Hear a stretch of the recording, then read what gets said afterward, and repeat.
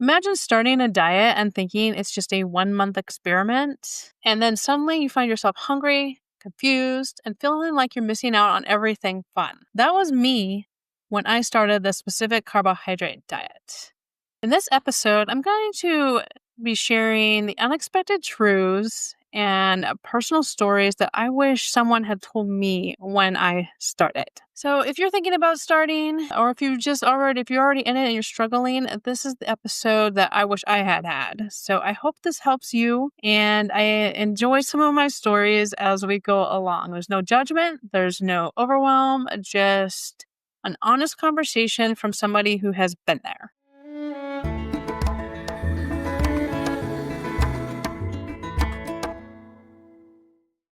Welcome to Digestible Dialogues. I'm Sherry Lip. I am the founder of Happy Gut for Life and author of 2 cookbooks, Don't Skip Dessert Volume 1, which is just called Don't Skip Dessert, and Don't Skip Dessert Volume 2. They're fully SCD cookbooks that are gluten-free, grain-free, and made without refined sugar. They allow you to have some of those enjoyable foods when you are ready to have them that you might have been missing. So check those out, and let's get going with the podcast.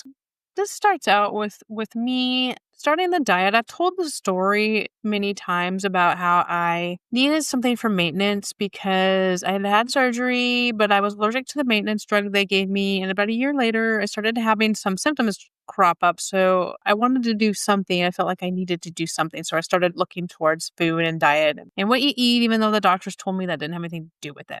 So that led me to the Specific Carbohydrate Diet. And you can find the video. That's my full Crohn story if you want to delve into that a little deeper. But just to tell you how I got here, and so we can lead into starting the diet. So somebody once asked, like, what would you do different? What do you wish you had known before you started the diet? And I kind of always quip nothing, because I probably wouldn't have done it, because there's so much work involved with like figuring out what to eat and of course cooking all the time and dishes and all those things. But in reality, there are some things that I wish I had had some guidance on. And so that's what I'm going to try to help you with. So when I started, like I said in the beginning, I thought I was going to try it for a month, because that's what the book said. Give it 30 days to see if it's working, which it did. Within the first week, all those little symptoms I had started to crop up disappeared. So I'm like, well, I will do this for a year, and then I can probably just go back to normal. And then years rolled on, but that's a different story, how to keep continuing. So, but to start, so what are the things I wish I knew when I first started?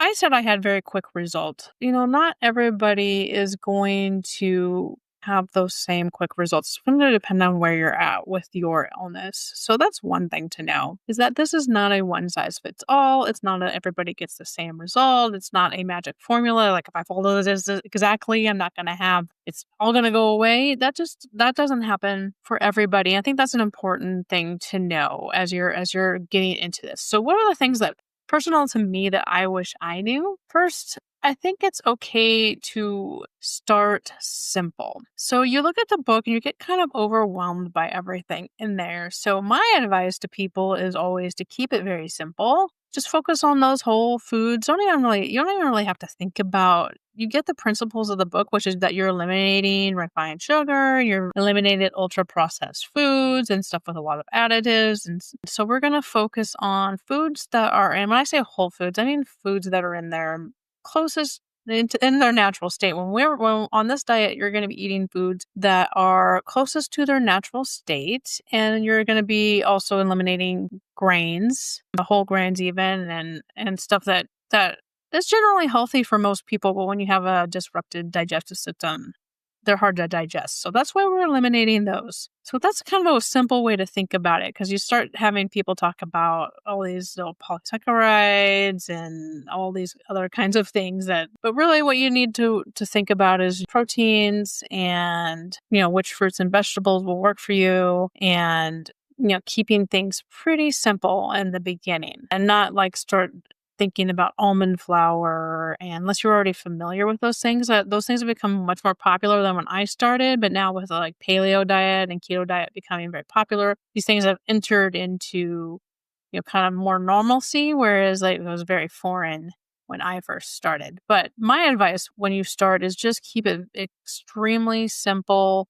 and kind of stick with foods and then, working on those foods that agree with you. I say stick with those very basics and don't worry about so much what everybody else is doing. You need to do what's best for you. And for me, those first 30 days, keep it extremely simple. So for me, when I kind of started getting into it, I was like very confused. I was hungry. I didn't know what to eat. But I started allowing myself, one thing is I allowed myself to eat food for breakfast, even if it wasn't breakfast food. That was I think that's the hardest thing I hear people getting over is like, especially if you're used to having kind of a carb heavy breakfast and you're like, what do I do now? So I did start allowing myself to, if it's leftovers from the night before, and I'm not thinking of breakfast as like it needs to be this or that, although I still had eggs and stuff like that. But it wasn't until much later on when I started doing some baking that I had some more traditional breakfast foods. And I'll have a video where I try the eggs and banana pancakes. So they're like literally just eggs and bananas. I do not like those.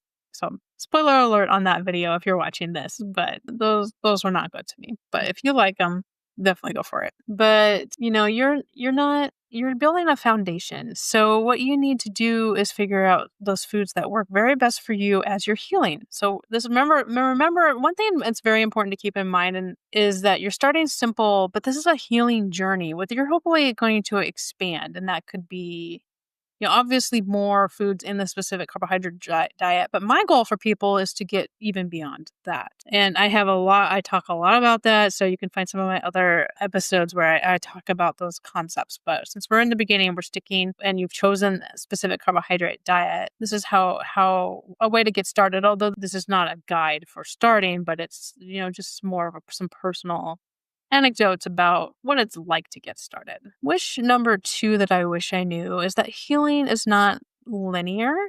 So there can be some ups and downs and you can feel great and then all of a sudden something hits you bad. The other thing that I wish I knew is that even if you're healing, you're still going to be subject to the same types of stomach upsets that anybody might get. And I think that we start to expect that we're never going to feel bad again and that every little twitch in our digestive system is a flare-up happening. And it may not be because, everybody gets upset stomach sometimes and different things can cause it. It could be something hit you bad food-wise. Stress causes it. And there's all kinds of factors that could be contributing to not feeling quite right. So stay calm and try to figure out, if this is going to make you, if you're going to feel better in a couple of days or, is it something ongoing? But stay calm. It's not the end of the world if you're feeling great and all of a sudden you don't feel as well again for a little bit of time. That's the way it is. It's like if you have a cut and it's kind of inflamed and you put the antibiotic on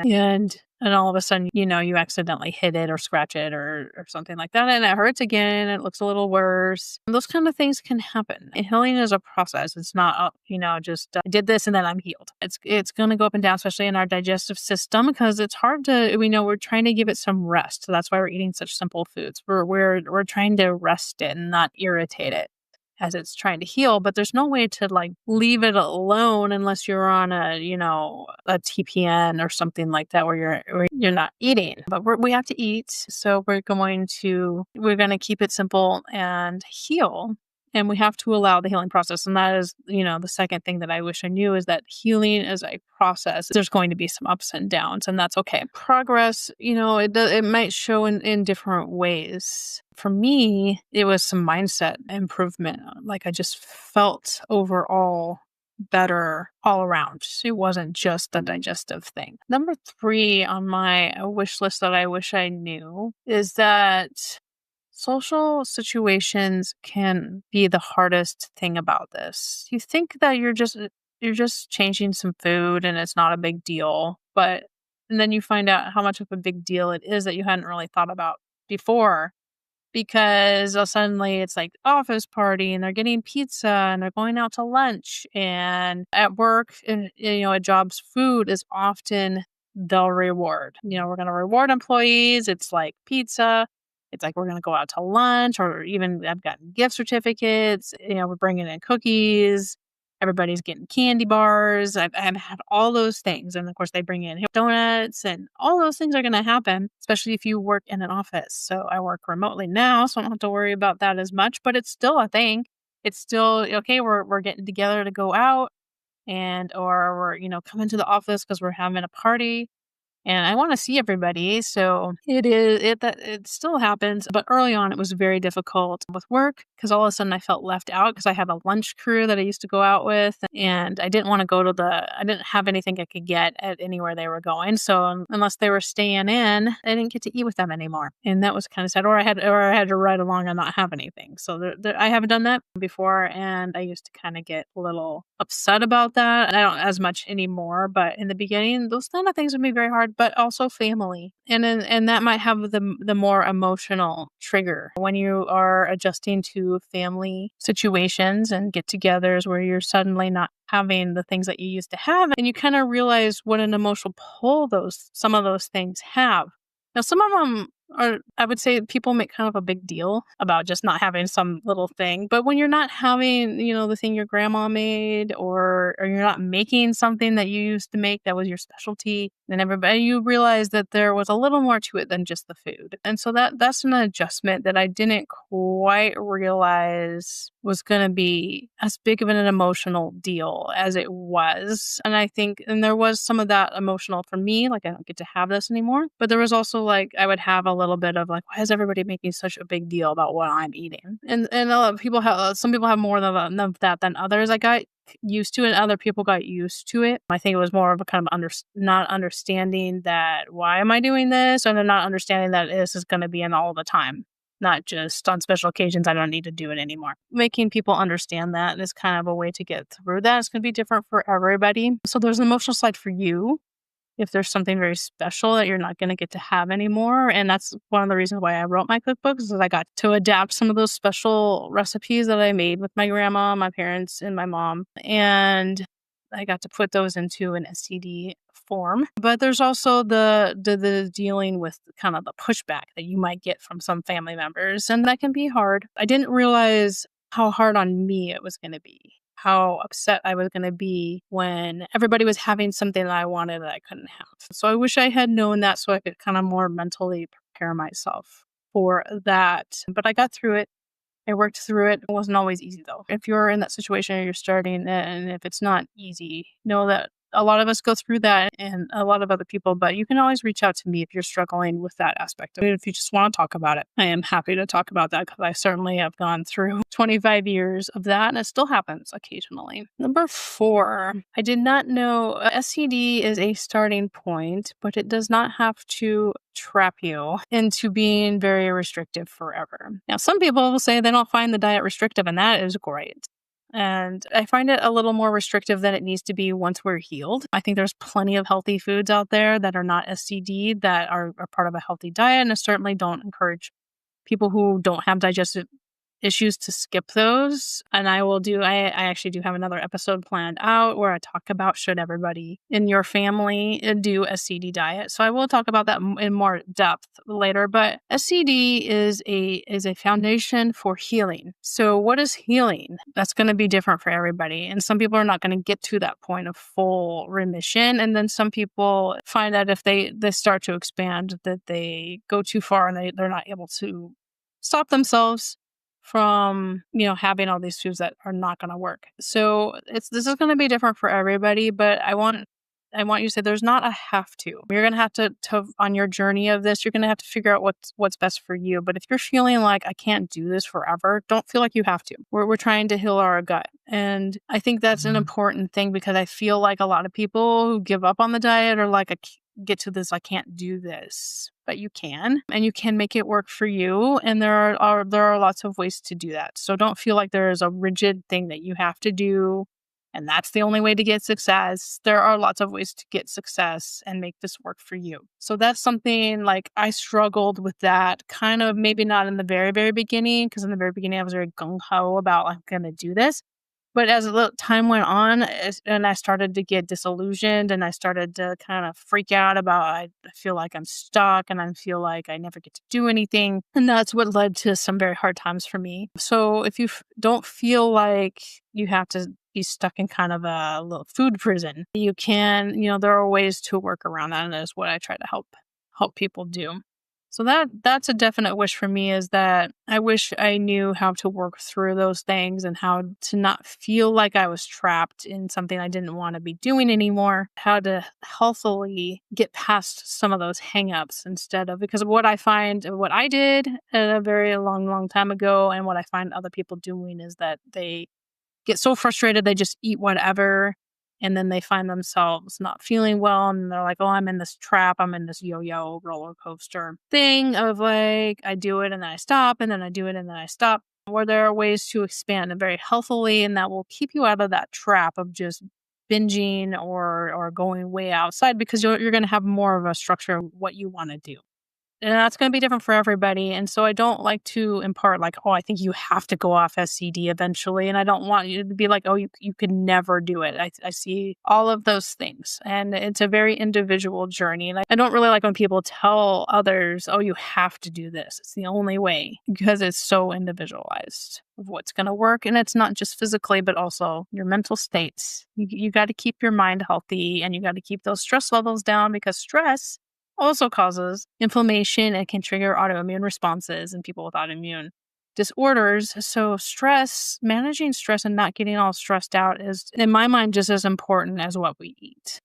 And so if the food is causing you the stress, we got to work through that and figure out what the best thing to do is. Okay, the last wish that I wish I knew is one that I'll probably talk about even more later in another video, and that is the SCD intro diet from Breaking the Vicious Cycle. I wish I knew that was not a rigid thing, because I don't actually find it to be the best thing for healing, even as, the book was written quite some time ago, over 30 years ago now. And I find the intro diet to be quite outdated as it's written in the book. For one thing, it uses yogurt, but then there's also kind of some advice not to have the SCD yogurt right away, which I also don't recommend for a couple of reasons. Sometimes the yogurt, the probiotics, can be a little overwhelming if your system is you have very active symptoms. And the other thing is trying to jump into making yogurt and all these things, kind of like I said at the beginning about keeping it simple. That's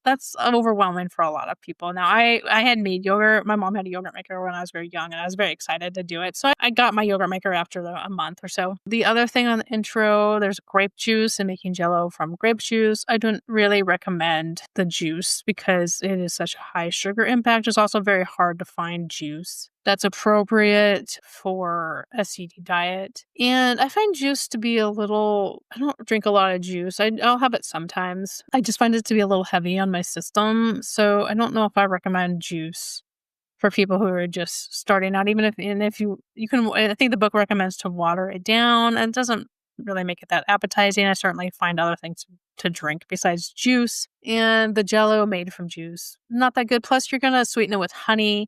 I don't recommend also having a lot of honey when you're first starting out, because we're trying to reduce that amount of sugar. And even though the honey is a monosaccharide, and that's why it's part of the SCD diet, I think having too much, if you're really out of balance on your bacterial overgrowth, having a lot of honey is not really the best thing either. The other part of the intro diet that doesn't really work anymore is the dry curd cottage cheese. It's extremely difficult to find. So when I first started the diet, I actually didn't have a hard time finding it. The dry curd it's like cottage cheese. It has the curds without any liquid in them. And that's dry curd cottage cheese. And then there's farmer's cheese, which it's kind of like the dry curd, but it's pressed together. And there's like one brand that makes it for a CD diet where it's been properly made, and it has the right cultures in it. And that's become very difficult to find. And for my area, I wrote to them and they don't send any cheese. No stores in my entire state want to buy that. I don't find it to be a necessary part of the diet journey. And I think I do find people kind of freaking out about not being able to find that, and they need it, and it's part of the intro. Skip that. The broth part of it's good, but I think actually finding the right foods that work for you is the best thing to do for the intro, and just keep, like I said, keep it extremely simple. Find that protein and that vegetable and, like a well-cooked, low-fiber vegetable, like some cooked carrots or green beans. Green beans was like my first vegetable that I had kind of a lot when I first started. And I liked very plainly cooked chicken breast. A lot of people will do like a ground meat patty. And, you just keep it simple and find those foods that work for you. A lot of people say your 3 foods. I tend to think, maybe if you can get a little beyond the 3 foods, 3 to 5 foods that work for you. And the important thing is that you're getting enough calories, because we need calories to heal. So that is something I wish I knew, is that the intro diet is kind of more of a guideline. I think especially now that we're so far past when this book was written, and those foods are not necessarily easy to find or work really great for, I think, the healing process. We know a lot more about our digestive systems than we used to. And I just think, having the right foods that work for you is better than trying to follow what's written in the intro diet and breaking the vicious cycle. So those are the things I wish I knew when I first started, so that I could, feel even more confident. It took me a little while to build that confidence, but I think to build confidence, you need to really think about yourself as an individual. The book is a very great guide, but picking from the guidelines, like I said, the guidelines are actually pretty simple if you just break it down to its core, and that is, we are eliminating the processed foods, refined sugars, grains, a lot of additives and stuff like that go with processed foods. So we're taking food to its basic level, to its natural state, and then we're kind of looking. The list will have some things, because there are some foods in its natural state that are not part of SCD because of their carb level and their polysaccharides and stuff like that. But so we look through that list as a guideline for what to choose when it comes to those fruits and vegetables, and then we keep it simple with how we're preparing and what we're having, and that is going to get you going on the diet without having to overwhelm yourself with like, well, I need to buy a bag of almond flour and I need a yogurt maker and I need to do all this. But keep it extremely simple. That will get you started, but you need to be eating enough calories for healing, because healing needs calories. Our bodies need calories to function. So you need to function.